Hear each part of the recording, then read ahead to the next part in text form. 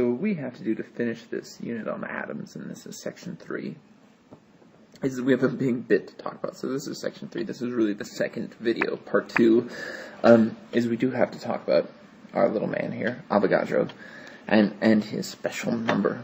And what it is it's just a number. So it's nothing fancy. It's just a number. It's 1 mole. And the reason we have it is because these things, atoms, and actually we could include other things here, molecules. This could be molecules. It doesn't have to be atoms. It could be molecules. It could be atoms. It could be ions. Sometimes they refer to it as particles. It's anything really, really small, because remember, this mole, it is just a number. That's all it is. It's, say, if we had 1 dozen, maybe we could talk about atoms as a dozen. I have a dozen atoms. 1 dozen atoms would be how many atoms? Well, that would be 12 atoms. But you know what? That doesn't do much for us, because 12 atoms are still very, very small and don't have much for a mass. So we have to take this huge number of atoms so that we can get enough. We can get 1 mole. And once we have a mole, then we get enough that we can actually start massing out a mole of, say, carbon, and it's something we can see in mass. So we have to get these huge sizes just so we get enough of it that we can actually see it and use it for something in a lab. Individual atoms, molecules, just much too small. And hopefully you watch that video about, atoms and about how big a mole is. And we still won't understand these numbers because they're ridiculously large or ridiculously small, whichever way you want to look at it. But again, the important thing for us is just to know that it's just a number, just like a dozen. Like a dozen could be atoms in this case, or, if we wanted, we could erase that. And a dozen could be donuts, or it could be eggs. It doesn't have to be one thing or the other. It is just a number. So, what we are going to do is we are going to convert between moles and either number of molecules or number of atoms, again, or particles or ions or whatever we're looking for.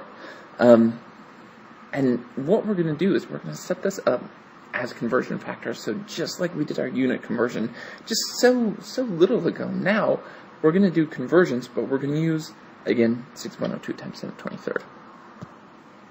So if we are going to our particles or molecules or atoms, again, particles is nice because it's a very generic word that we can use here.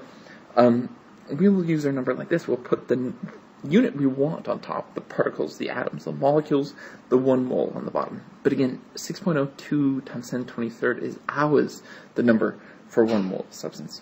So we just put in our numbers of moles. So say we had 2 moles of, how about silver? Silver's a nice metal to have 2 moles of. So if I had 2 moles of silver, how many atoms would that be? I could write a question here. How many atoms with a big question mark?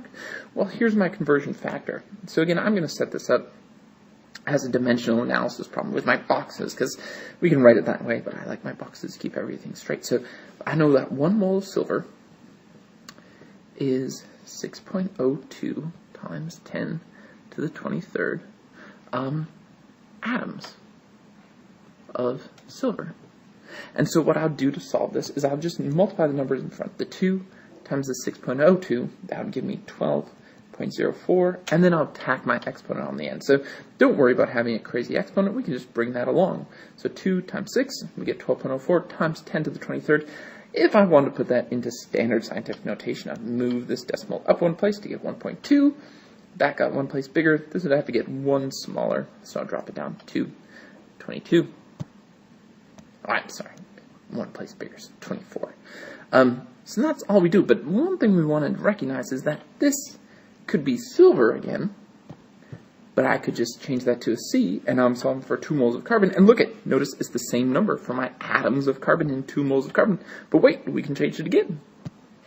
And now I change it to 2 moles of NaCl, of table salt. Well, in 1 mole of table salt, NaCl, there's 6.02 times 10 to the 23rd. Well, this is the one place where I have to change this. I can still use that number, but since we're not talking about an atom, we wouldn't write atoms. We're talking about a compound, or probably not a molecule. Let's just call it a particle of sodium chloride. And now that would be, well, 1.204 times 10 to the 24th particles, or compounds of sodium chloride. So notice it's the same for every atom, every compound we're going to be talking about. So they will all be set up this way. Say we had 3 moles here. Notice in this example, and this was laid out really nice, we could have 3 moles of anything. We could have 3 moles of, say, C6H12O6. They say, you have 3 moles of sugar, C6H12O6. How many particles, how many sugar particles do you have? How many C6H12O6s do you have? Well, I know 1 mole of C6H12O6 has 6.02 times 10 to the 23rd. It always does. So we just take 3 times the 6. We get the 18 times 10 to the 23rd. Notice they move the decimal over. This got bigger, so it's 1.8 times 10 to the 24th particles of C6H12O6. But again, it doesn't have to be C6H12O6. That's why they didn't write it in here. It could be water.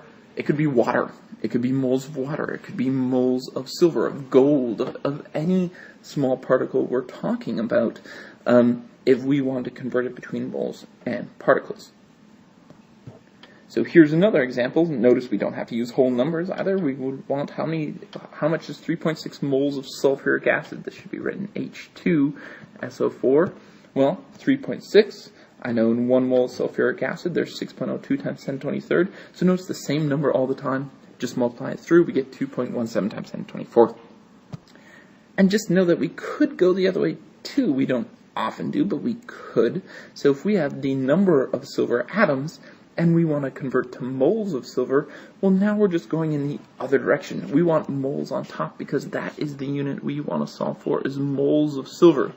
So say we had, 50 atoms, which is kind of a small number, but 50 atoms of silver, and we want to know how many moles of silver that would be. Well, I'm going to put my atoms unit on the bottom like it is here, so my atoms of silver can cancel. I'll have 50 divided by 6. That number gives me, just about 8.3. And now I'll just carry my exponent there. Now notice my exponent's on the bottom here. So to bring it up to the top to get moles, I need to change that to a negative. So it's negative 23rd moles of silver. So notice I can go in the other direction.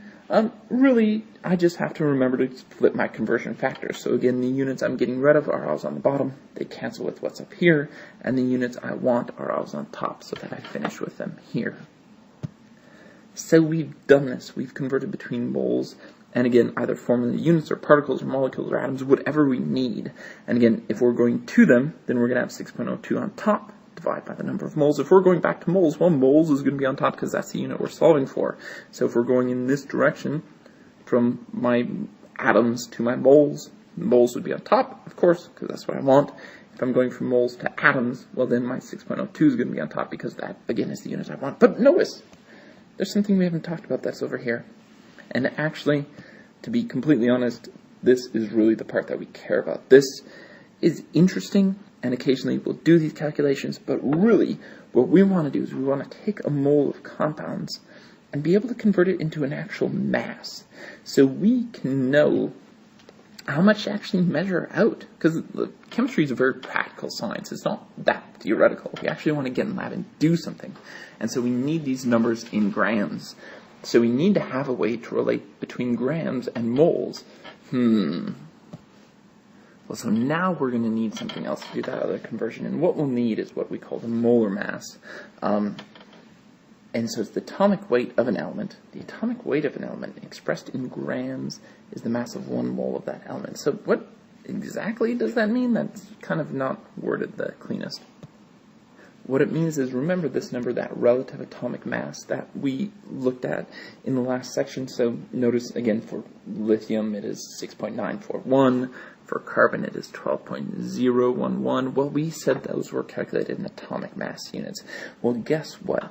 If you take 6.02 times 10 to the 23rd of any of these atoms, if you take 1 mole of them, this number becomes units of grams per mole. So carbon is 12.011 grams in every 1 mole of carbon. That is what the molar mass is. So your periodic table, just like this one, is always going to have 2 things. It's always going to tell you the number of protons in that atom, because that's what makes the atom what it is.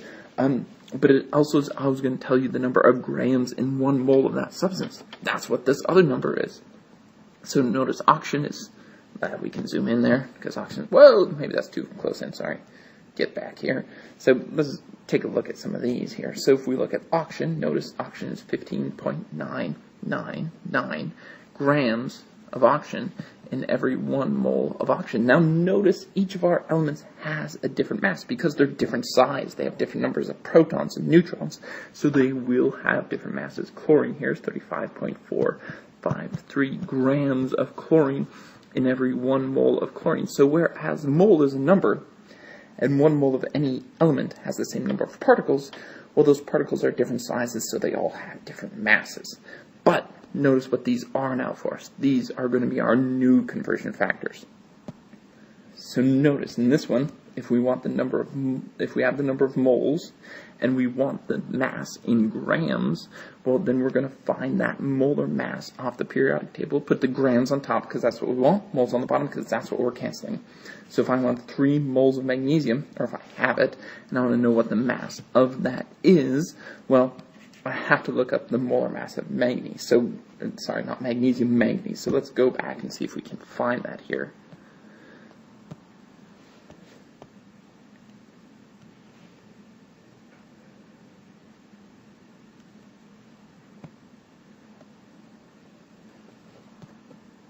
Sorry, where are you, magnesium? I lost you. Ah, there you are.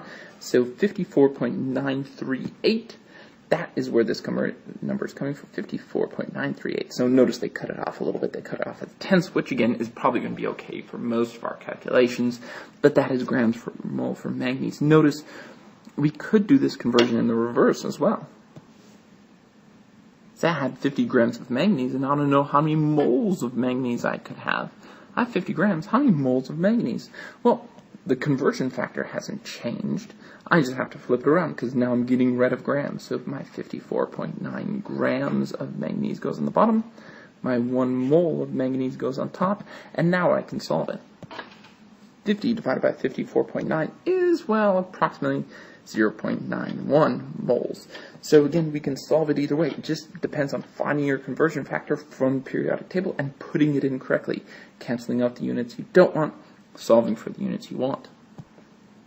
So let's just try a couple. Say I have 50 grams of carbon. Carbon's a nice element. How many moles of carbon would that be? Well, let's go to the periodic table. Oh, finally we're there. And we will find carbon, which is right over here. Notice carbon is 12.011. Let's call it 12.01.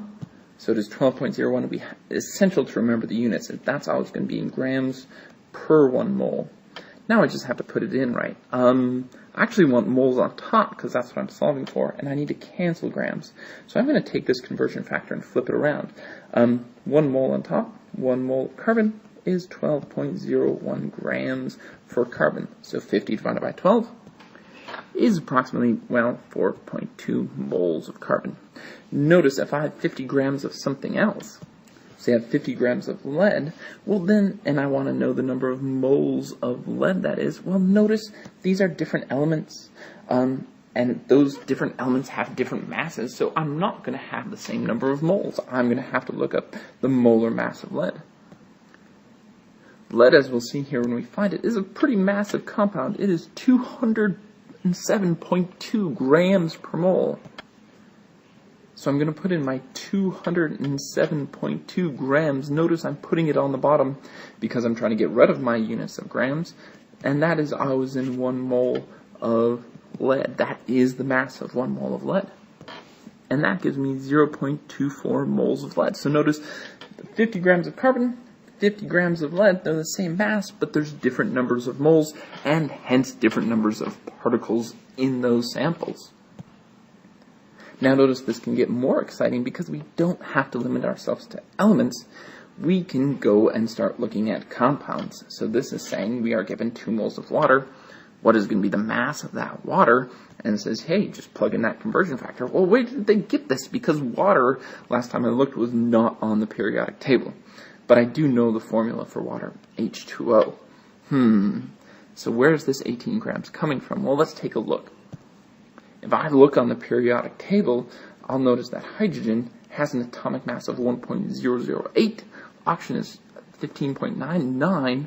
So if I want the mass of water, I have to add up the individual masses of the compound. Sometimes this is called the gram formula mass because I'm adding up the masses of the formulas. Notice there's 2 hydrogens, so I multiply its mass by 2. There's 1 oxygen, so I add it to its mass. I get a total mass of 18 grams, again, per mole, per 1 mole. So that is my new conversion factor, is if there's a formula, fine. It's not going to be any different. We just have to go add up what that formula is first. So notice we can do that for really crazy compounds too. Say they wanted us to look at this compound, C4H6O2. Well, we break down what we have. We have a carbon, we have hydrogen, we have oxygen, we have 4 carbons, we have 6 hydrogens, we have 2 oxygens. We look up their atomic mass from the periodic table and notice they rounded these off. Carbon is really 12.01, hydrogen is 1.0079, and oxygen is really 15.9994, but because they're all pretty close to the whole number, they rounded them off. Now, notice, we take 4 times 12, that gives us the total mass of carbon in the compound, 6 times 1, the total mass of hydrogen, 2 times 16, that's the total mass of oxygen, add them up, and now we have the mass per mole. So now we could do something and say, well, I have 2 moles of C4H6O2. What is the mass of that compound? Well, I'll take this molar amount that I know I have, and notice I'll put my mass, my molar mass of it on top, because I want grams of C4H6O2, and I'll divide by 1 mole of C4H6O2. And I have to divide by 1 mole, because that gets rid of my units of moles. I'll notice the mass of 2 moles of this compound, well, it's just going to be, obviously, twice the mass. 172 grams. One thing we might want to be careful of is if they throw formulas with parentheses at us, well, those parentheses mean that 3, that subscript 3 that's outside applies to everything that's inside there. So AlOH with that 3 means there's 3 OH groups. So we could also write it Al, well, we wouldn't really write it this way, but it's Al with OH. Let me try that again, I'll rewrite it. So AlO3 is really Al with 1 OH, 2 OHs, and 3 OHs bonded to it. So if we're trying to add it up, we'd have to look up the mass of aluminum. There's one of them, it's actually 26.98 from the periodic table. Oxygen is approximately 16. A lot of times we just use 16, even though it's 15.994.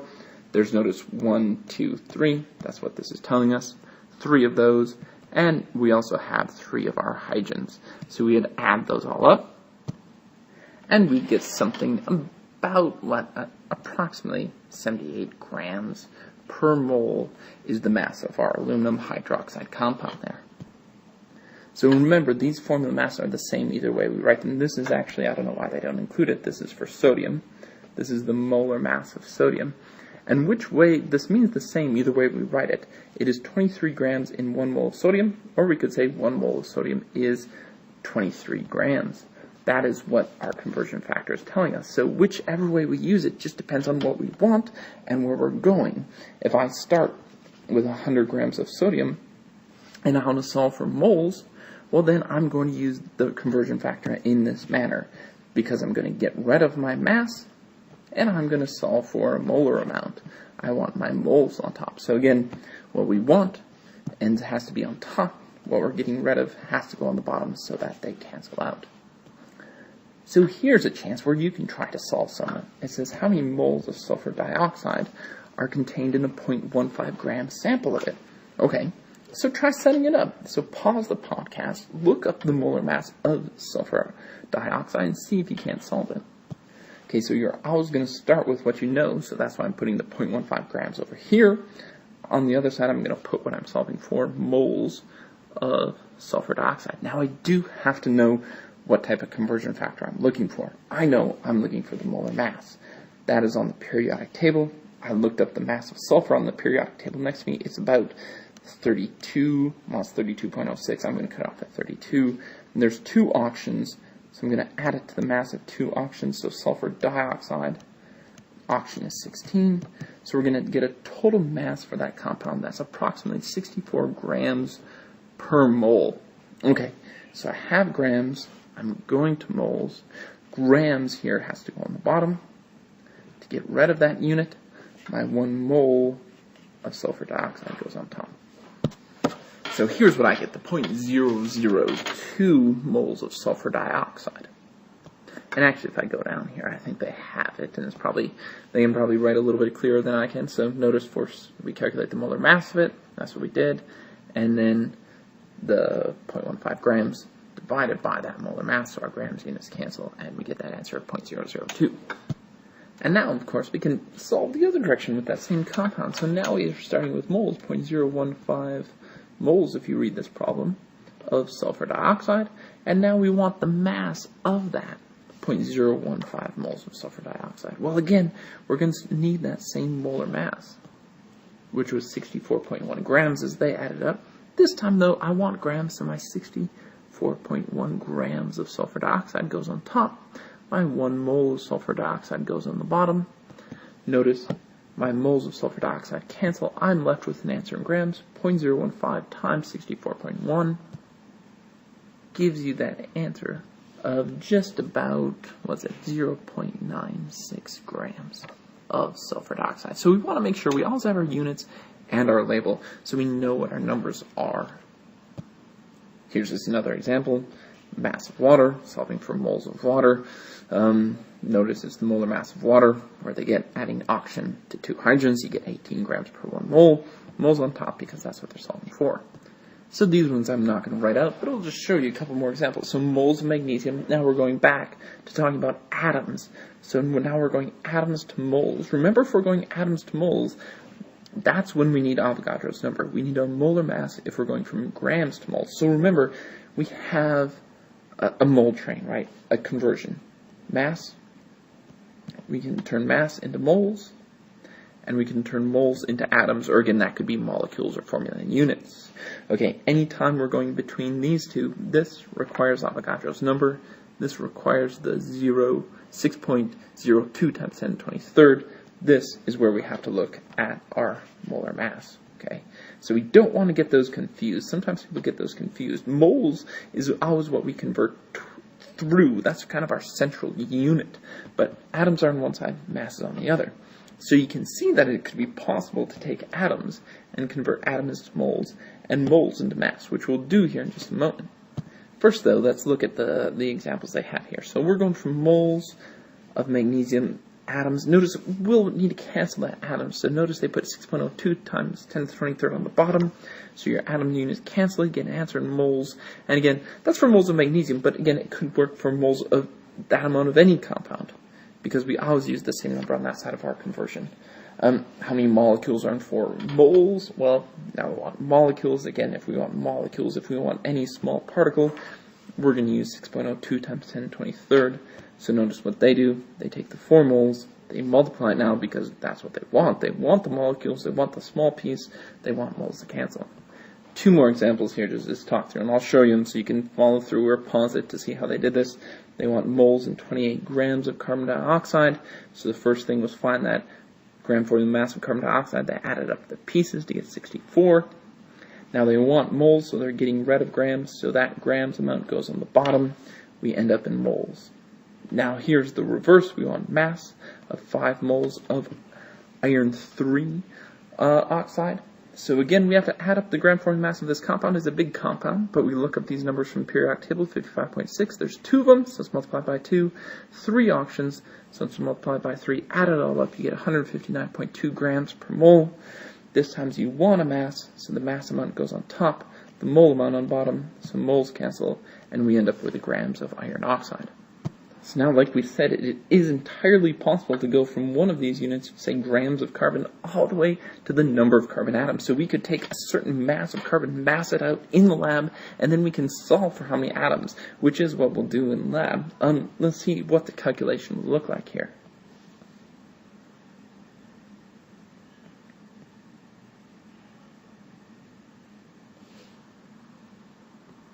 Sorry, so notice part of it's already written.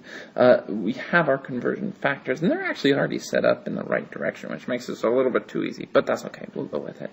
So say we have a certain mass of carbon, say 100 grams. I have 100 grams of carbon. I can mass that on a scale in the classroom.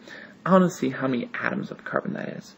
Well, notice our conversion factors, again, very conveniently, are already in the right places. So again, my 100 grams on top. Sorry, I erased that. I'm going to put my molar mass of carbon right from the periodic table on the bottom.